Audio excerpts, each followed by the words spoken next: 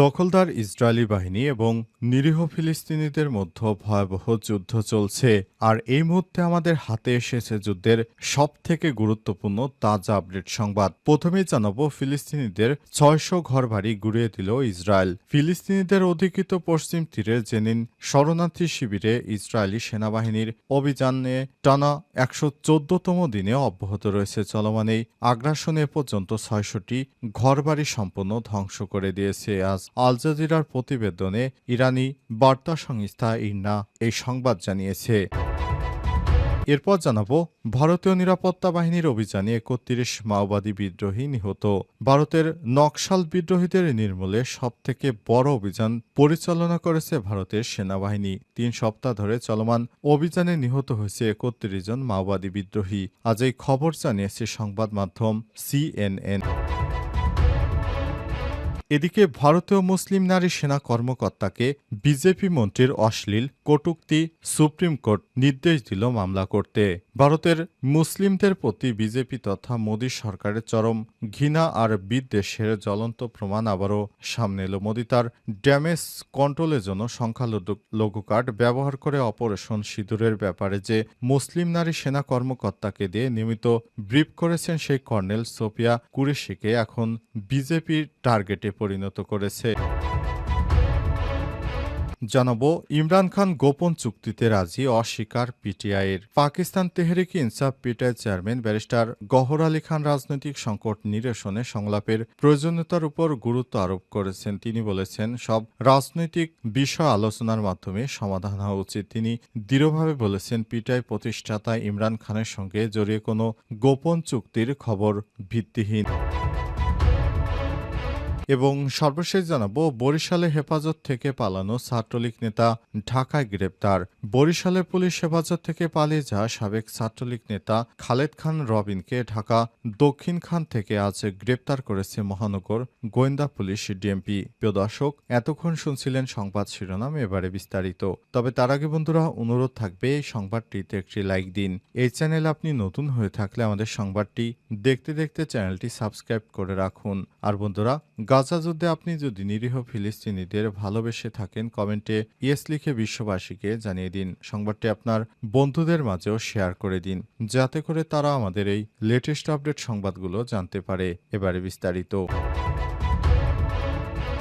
ভারতীয় মুসলিম নারী সেনা কর্মকর্তাকে বিজেপি মন্ত্রীর অশ্লীল কটূক্তি মামলার নির্দেশ দিল সুপ্রিম কোর্ট। ভারতের মুসলিমদের প্রতি বিজেপি তথা মোদী সরকারের চরম ঘৃণা আর বিদ্বেষের জ্বলন্ত প্রমাণ আবারও সামনে এলো। মোদী তার ড্যামেজ কন্ট্রোলের জন্য সংখ্যালঘু কার্ড ব্যবহার করে অপারেশন সিঁদুরের ব্যাপারে যে মুসলিম নারী সেনা কর্মকর্তাকে দিয়ে নিয়মিত ব্রিফ করেছেন, সে কর্নেল সোফিয়া কুরেশি এখন বিজেপির টার্গেট। এই ভারতীয় মুসলিম নারী সেনা কর্মকর্তাকে নিয়ে বিজেপির মন্ত্রী বিজয় শাহ অশ্লীল কটূক্তি করেছেন। কর্নেল সোফিয়া কুরেশিকে সন্ত্রাসীদের বোন আখ্যা দিয়ে মধ্যপ্রদেশের উপজাতি কল্যাণমন্ত্রী বিজয় শাহ বলেছেন, আমাদের হিন্দু ভাইদের যে সব সন্ত্রাসীরা বিবস্ত্র করে পেহেলগামে হত্যা করেছিল, মোদিজি সেই সন্ত্রাসীদেরকেই তার বোনকে পাঠিয়ে ওদের উলঙ্গ করে শিক্ষা দিয়েছে। বিজেপির মন্ত্রীর এই মুসলিম বিদ্বেষী কুরুচিপূর্ণ মন্তব্য এখন সোশ্যাল মিডিয়ায় রীতিমতো ভাইরাল হয়েছে। তার এই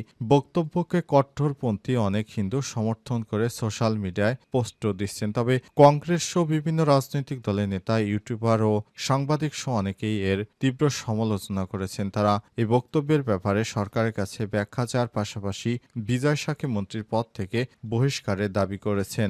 বিজয় শাহ একজন কট্টরপন্থী হিন্দুত্ববাদী। তাকে এই ধরনের সেনাবাহিনী সম্পর্কে এই ধরনের মন্তব্য করার কারণে সুপ্রিম কোর্টের পক্ষ থেকে বলা হয়েছে তার বিরুদ্ধে মামলা দায়ের করার জন্য। সেনাবাহিনীকে বলা হয়েছে তার বিরুদ্ধে যেন মামলা দায়ের করা হয়। কেন একজন সেনাবাহিনীর এই কর্নেল পর্যায়ের কর্মকর্তাকে নিয়ে এমন কুরুচিপূর্ণ মন্তব্য? ফিলিস্তিনিদের ৬০০ ঘরবাড়ি গুঁড়িয়ে দিল ইসরায়েল। ফিলিস্তিনের অধিকৃত পশ্চিম তীরে জেনিন শরণার্থী শিবিরে ইসরায়েলি সেনাবাহিনীর অভিযানে টানা ১১৪তম দিনে অব্যাহত রয়েছে। চলমান এই আগ্রাসনে এখন পর্যন্ত ৬০০টি ঘরবাড়ি সম্পূর্ণ ধ্বংস করা হয়েছে। আজ ফিলিস্তিনি সূত্রের বরাতে এক প্রতিবেদনে তথ্য জানিয়েছে ইরানি বার্তা সংস্থা ইরনা। ফিলিস্তিনি বার্তা সংস্থা ওয়াফা জানিয়েছে, জেনিনে ইসরায়েলি সামরিক তৎপরতা একটানা চলছে।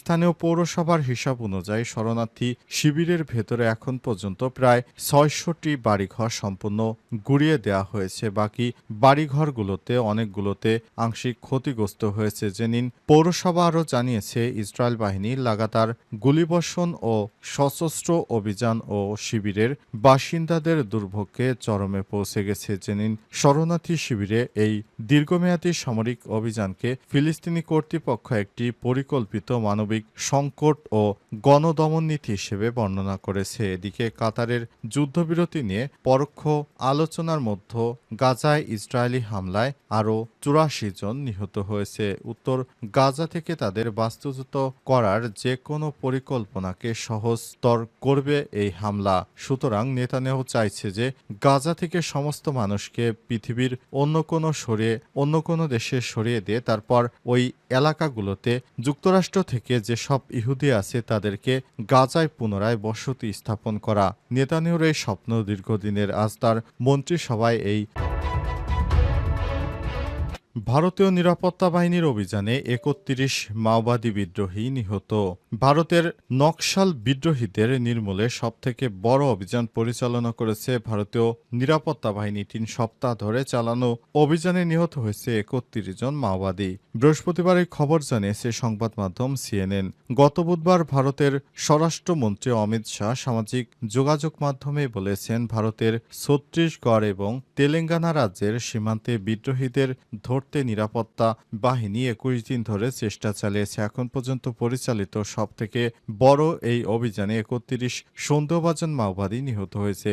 এই অভিযানকে ঐতিহাসিক সাফল্য উল্লেখ করে অমিত শাহ বলেছেন, একসময় লাল সন্ত্রাস দ্বারা শাসিত এই পাহাড় এখন গর্বের সঙ্গে ত্রিবর্ণ পতাকা উঠছে। কারেগুট্টুলুর পাহাড়গুলো একাধিক নকশাল এবং সংগঠনের ঐক্যবদ্ধ সদর দপ্তর ছিল। এখানে বিদ্রোহীদের অস্ত্র ও কৌশলগত প্রশিক্ষণ প্রদান করা হতো। এদিকে স্বরাষ্ট্র মন্ত্রণালয়ের এক বিবৃতিতে বলা হয়েছে, এই অভিযানে এখন পর্যন্ত মোট ২১৪টি নকশাল আস্তানা এবং বাংকার ধ্বংস করা হয়েছে। ১৯৬৭ সালে মুষ্টিমেয় গ্রামবাসী তাদের সমস্ত প্রভুদের বিরুদ্ধে বিদ্রোহ করার পর থেকে ১২,০০০-এর বেশি বিদ্রোহী সৈন্য এবং বেসামরিক নাগরিক নিহত হয়। ২০০০ সালের মাঝামাঝি সময়ে আনুমানিক ১৫ থেকে ২০,০০০ যোদ্ধা নিয়ে বিদ্রোহীরা এই এলাকায় প্রায় ১/৩ নিয়ন্ত্রণে নেয়। নিরাপত্তা বাহিনী মার্চ মাসে ৩০ জন এবং ফেব্রুয়ারি মাসে আরও ৩১ জন মাওবাদীকে হত্যা করে।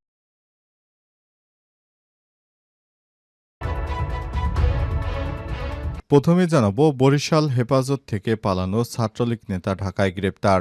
বরিশাল পুলিশ হেফাজত থেকে পালিয়ে যাওয়া সাবেক ছাত্রলীগ নেতা খালেদ খান রবিনকে ঢাকার দক্ষিণখান থেকে বৃহস্পতিবার গ্রেপ্তার করেছে মহানগর গোয়েন্দা পুলিশ। এর আগে বুধবার বরিশাল শেরে বাংলা মেডিকেল কলেজ হাসপাতাল থেকে চিকিৎসাধীন অবস্থায় পালিয়ে যায় রবিন। ছাত্রলীগ নেতা রবিন পালিয়ে যাওয়ার ঘটনায় বুধবার রাতে ৪ পুলিশ সদস্যকে প্রত্যাহার করা হয়েছে। তারা হলেন স্টিমারঘাট ফাঁড়ির ইনচার্জ রেজা, ATSI মাহবুব ও ২ কনস্টেবল। পটুয়াখালী বিজ্ঞান ও প্রযুক্তি বিশ্ববিদ্যালয় ছাত্রলীগের সাবেক সাংগঠনিক সম্পাদক ও খালেদ খান রবিন বিশ্ববিদ্যালয় এলাকার বরিশাল সদর উপজেলা চরাইচা গ্রামের বাসিন্দা। এছাড়াও বরিশাল সদর উপজেলা ছাত্রলীগের সাবেক সম্পাদক আশিকুর রহমান সুজনের ক্যাডার হিসেবে পরিচিত। ছাত্রলীগ নেতা খালেদ খান রবিনকে ছাত্রদলের নেতাকর্মীরা মারধর করে পুলিশে সোপর্দ করে পর পুলিশ হেফাজত থেকে পালিয়ে যায় রবিন। এর আগে গত মাসে রূপাতলীতে রবিনকে আটক করে স্থানীয়রা। সে সময় সাব ইন্সপেক্টর মাজেদ রবিনকে তার সোর্স পরিচয় দিয়ে পালিয়ে যেতে সাহায্য করে। একই ব্যক্তি ফের পুলিশের হাতে আটক থাকাকালীন কিভাবে পালিয়ে যান নাকি পালিয়ে যেতে সাহায্য করেছে পুলিশ, এ নিয়ে রহস্যের সৃষ্টি হয়েছে। তবে পুলিশ বলছে নিছক দুর্ঘটনা কেবল। ওসি মিজানুর রহমান বলেছেন, পালিয়ে যা রবিনকে ঢাকা থেকে গ্রেপ্তার করা হয়েছে। এছাড়াও SI মাজেদের বিষয়ে কোনো মন্তব্য করতে রাজি হননি তিনি।